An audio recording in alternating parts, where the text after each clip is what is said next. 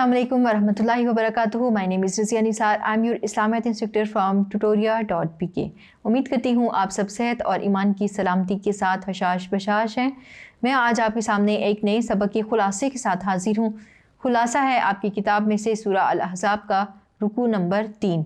आइए अपने सबक का आगाज़ करते हैं। रुकू नंबर 3 में हमारे पास आयात शामिल हैं 21 से लेकर 27 तक। अल्लाह के नाम के साथ इब्तिदा करते हैं। औज़ु बिल्लाहि मिनश शैतानिर रजीम, बिस्मिल्लाहिर रहमानिर रहीम। आयत नंबर 21 तिलावत करते हैं। लक़द कान लकुम फ़ी रसूलिल्लाहि उस्वतुन हसनतुन लिमन कान यरजुल्लाह वल यौमल आखिर व ज़करल्लाह कसीरा। तर्जुमा कुछ यूँ है, तुमको पैगम्बर खुदा मोहम्मद सल्लल्लाहु अलैहि वसल्लम की पैरवी करनी बेहतर है, यानी उस शख्स को जिसे खुदा से मिलने और रोज़े क़यामत के आने की उम्मीद हो और वह अल्लाह का ज़िक्र कसरत से करता हो। आइए बढ़ते हैं इस आयत के मफ़हूम की तरफ। इस आयत मुबारका में रसूलुल्लाह सल्लल्लाहु अलैहि वसल्लम के उसवा हसना की पैरवी का हुक्म दिया जा रहा है और इसके साथ इस बात का इशारा भी किया जा रहा है कि मुमिनीन में से वो लोग जो अल्लाह से मिलने की उम्मीद रखते हों, फिर उनको यौम आखिरत के आने का ईमान हो और इसके साथ साथ वो अल्लाह को बकसरत याद करते हों,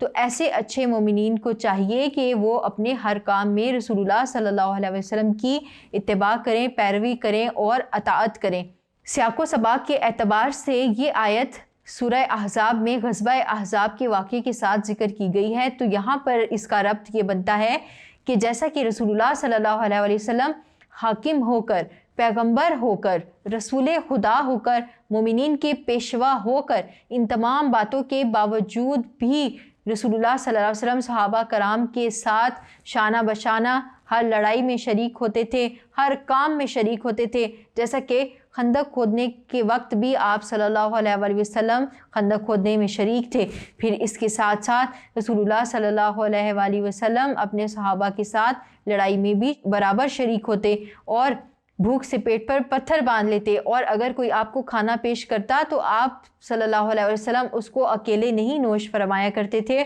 अपने सहाबा को अपने साथ ले जाया करते थे, जैसा कि ग़ज़वा अहज़ाब के मौका पर ही एक मशहूर वाक़या पेश आया था। तो जैसा कि रसूलुल्लाह सल्लल्लाहु अलैहि वसल्लम ग़ज़वात में जवां मर्दी से, हिम्मत से, बर्दाश्त से काम लेते थे, ऐसे ही मोमिनीन को भी रसूलुल्लाह सल्लल्लाहु अलैहि वसल्लम की ग़ज़वात के मौका पर भी इक्तिदा करना ज़रूरी है। इस ज़िमन में हम चंद आयात ज़िक्र करते हैं। अल्लाह ताला ने रसूलुल्लाह सल्लल्लाहु अलैहि वसल्लम की अताअत का हुक्म कुरान मजीद में बेशतर मकामात पर दिया है। हर जगह पर तकरीबन जहाँ पर अताअत का हुक्म आता है तो अल्लाह की अताअत के साथ रसूलुल्लाह सल्लल्लाहु अलैहि वसल्लम की अताअत का जिक्र लाजिम व मलजूम है। अल्लाह ताला ने फरमाया अतीउल्लाह व अतीउर रसूल, अल्लाह की अताअत करो और उसके रसूल की अताअत करो। इसके साथ एक और आयत मुबारका है, अल्लाह ताला ने फरमाया मैं युती रसूला फ़क़द अता अल्लाह, जिसने रसूलुल्लाह सल्लल्लाहु अलैहि वसल्लम की अताअत की तो गोया उसने अल्लाह की अताअत की, क्योंकि अताअत का हुक्म तो बहरहाल अल्लाह रब्बुल इज़्ज़त ने ही दिया है। फिर एक हदीस मुबारका में भी रसूलुल्लाह सल्लल्लाहु अलैहि वसल्लम ने खुद इस बात की तरफ इशारा फरमाया है कि मोमिन उस वक्त तक कामिल मोमिन नहीं होता जब तक कि वो रसूलुल्लाह सल्लल्लाहु अलैहि वसल्लम की इत्तिबा ना करे। तो आप सल्लल्लाहु अलैहि वसल्लम ने फरमाया ला युमिनु अहदुकुम हत्ता यकूना हवाहु तबिअन लिमा जिअतु बिही, कि तुम में से कोई शख्स उस वक्त तक मोमिन नहीं हो सकता जब तक कि उसकी ख्वाहिशात उस शरीयत के ताबे ना हो जाएं जो मैं लेकर आया हूँ। तो यहाँ पर इस आयत मुबारका में रसूलुल्लाह सल्लल्लाहु अलैहि वसल्लम के उसवा हसना की पैरवी का आम हुक्म दिया जा रहा है। अगली आयत की तरफ बढ़ते हैं। आयत नंबर 22 है, तिलावत करते हैं। वलम्मा रअल मुमिनून अल अहज़ाब क़ालू हाज़ा मा वअदना अल्लाहु व रसूलुहु व सदक़ल्लाहु व रसूलुहु व मा ज़ादहुम इल्ला ईमानन व तस्लीमा।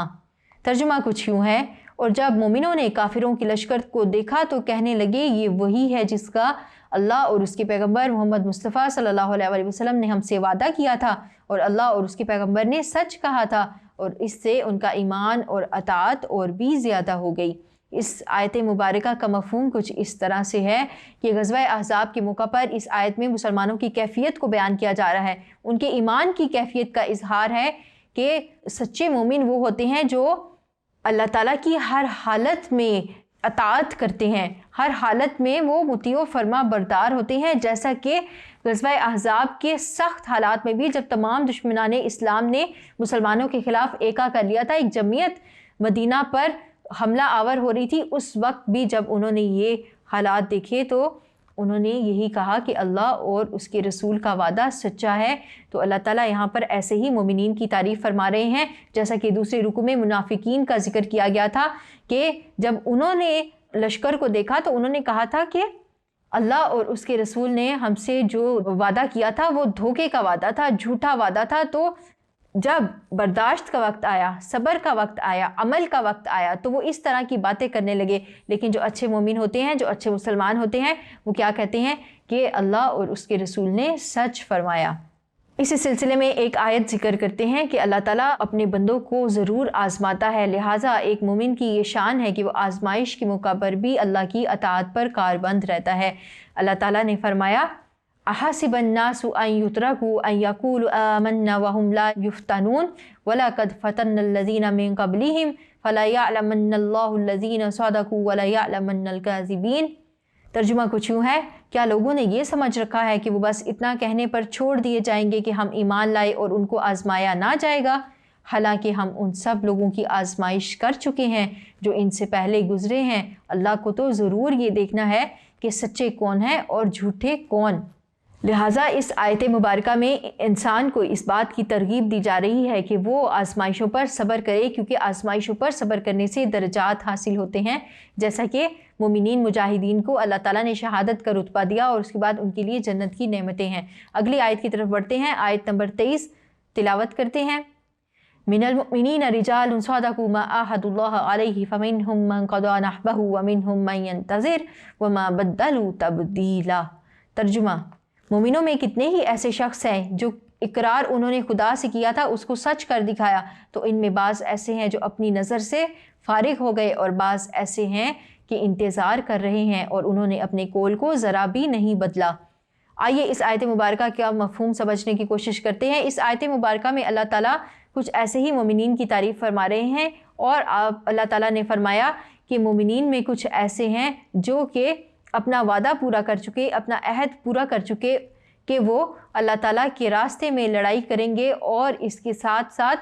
کچھ ایسے بھی ہیں جنہوں نے عہد تو کر رکھا ہے لیکن ابھی تک ان کو موقع میسر نہیں آیا اور وہ موقع کے انتظار میں ہیں کہ کب اللہ تعالیٰ ان کے لیے اسباب فراہم کرے اور وہ اپنی نظر کو پورا کرتے ہوئے جام شہادت نوش کر لیں۔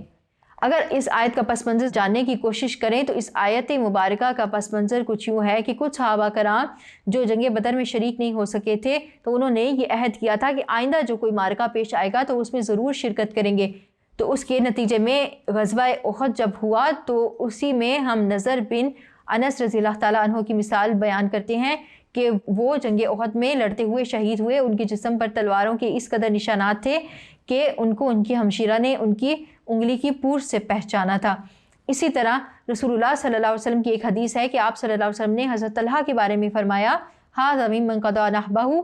کہ یہ ان میں سے ہیں جنہوں نے اپنا عہد پورا کر دیا، اپنی ذمہ داری پوری کر دی، کیونکہ حضرت طلحہ نے غزوہ احد کے موقع پر رسول اللہ صلی اللہ علیہ وسلم کے طرف بڑھتے ہوئے تیروں کو اپنے ہاتھ پر روکا تھا اور اس کے نتیجے میں ان کا ہاتھ زخمی ہو گیا تھا۔ تو آپ صلی اللہ علیہ وسلم نے ان کی تعریف کرتے ہوئے فرمایا کہ انہوں نے اپنی ذمہ داری پوری کر دی۔ تو اس آیت مبارکہ میں ایسے ہی مومنین کی تعریف بیان کی گئی ہے جو غزوات میں اگر شریک نہیں ہو سکے تھے تو انہوں نے اس بات کا عہد کیا تھا کہ آگے آنے والے غزوات میں وہ شریک ہو جائیں گے۔ تو یہ مومنین کا عہد ہے۔ اور منافقین کا عہد کیسا تھا؟ جیسے کہ ہم نے دوسرے رکوع میں پڑھا تھا کہ وہ عہد کر کے پھر جایا کرتے تھے، انہوں نے بھی عہد کیا تھا کہ وہ آنے والے معرکوں میں کمزوری نہیں دکھائیں گے، لیکن جب وقت آیا تو وہ اس وقت بھی پھر گئے اور اللہ اور اس کے رسول صلی اللہ علیہ وسلم کی اطاعت نہ کی اور مسلمانوں کا ساتھ چھوڑ کر چلے گئے۔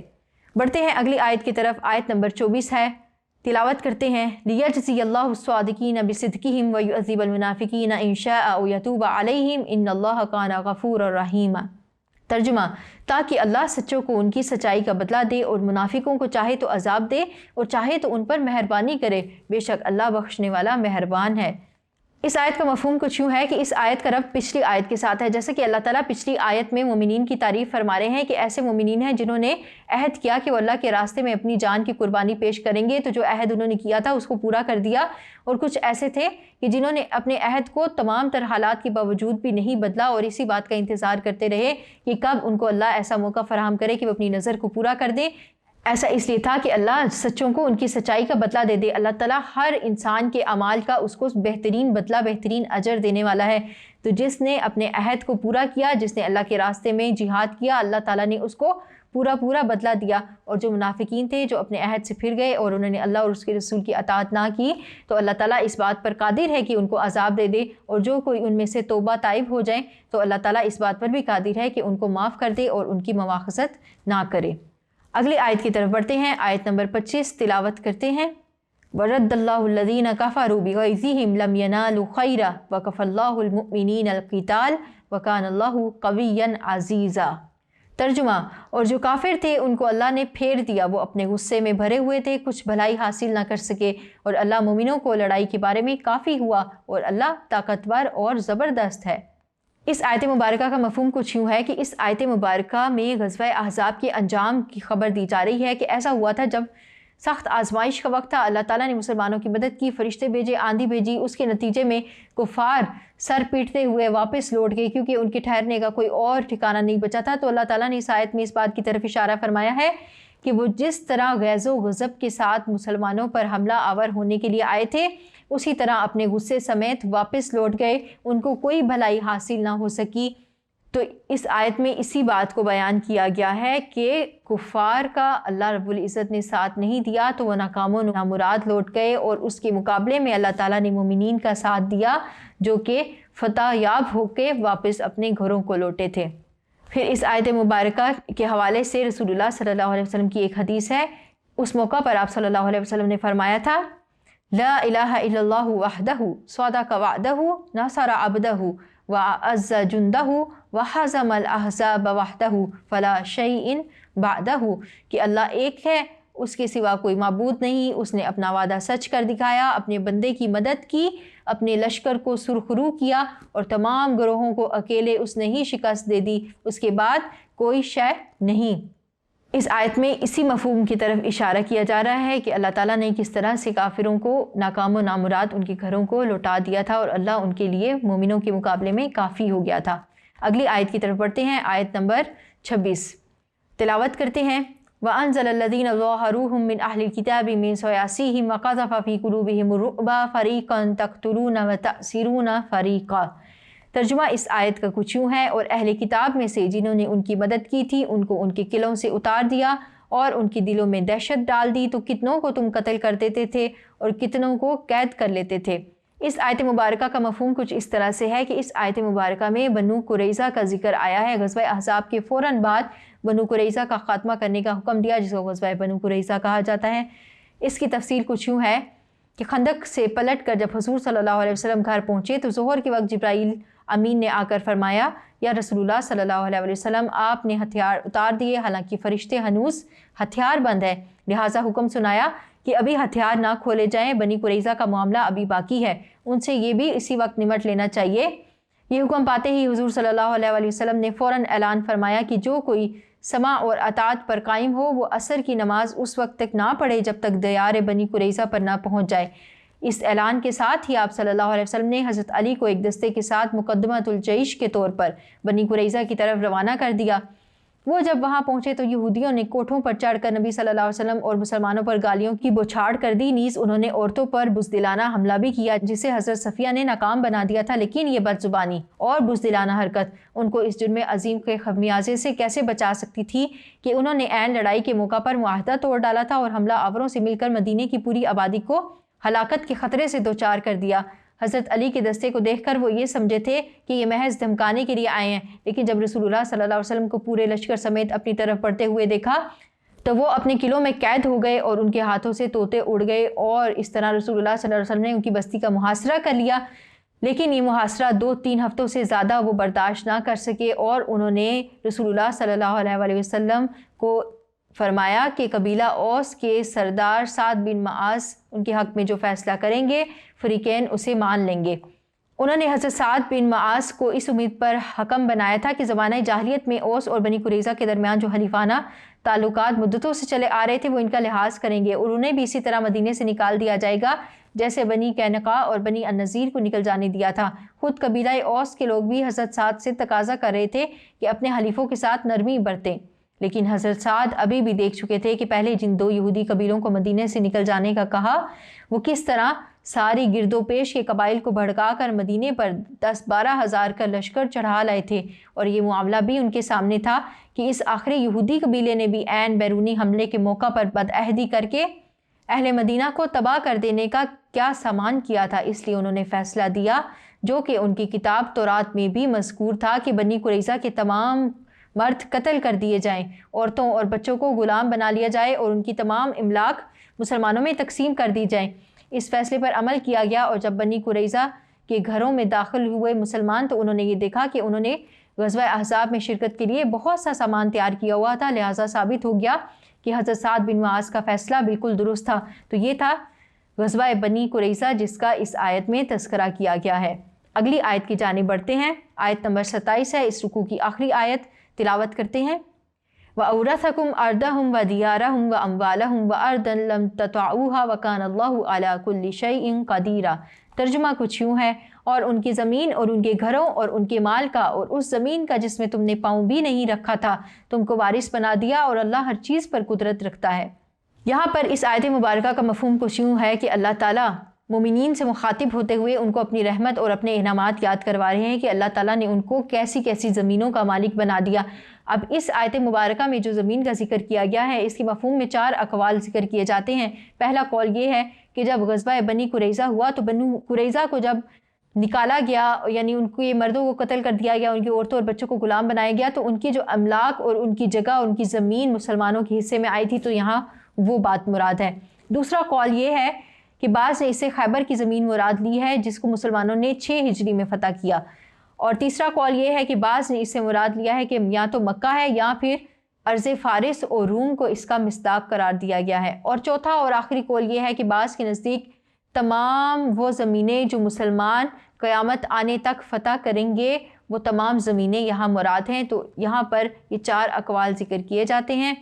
یہاں پر رکوع نمبر 3 مکمل ہوا۔ ہم نے آپ کے سامنے اس کا خلاصہ پیش کیا، امید کرتی ہوں آپ کو سمجھ آئی ہوگی۔ اگلے سبق کے خلاصے کے ساتھ پھر حاضر ہوں گی، تب تک کے لیے tutorial.pk سے اپنی اسلامیات انسٹرکٹر رضیہ نثار کو اجازت دیجیے۔ السلام علیکم ورحمۃ اللہ۔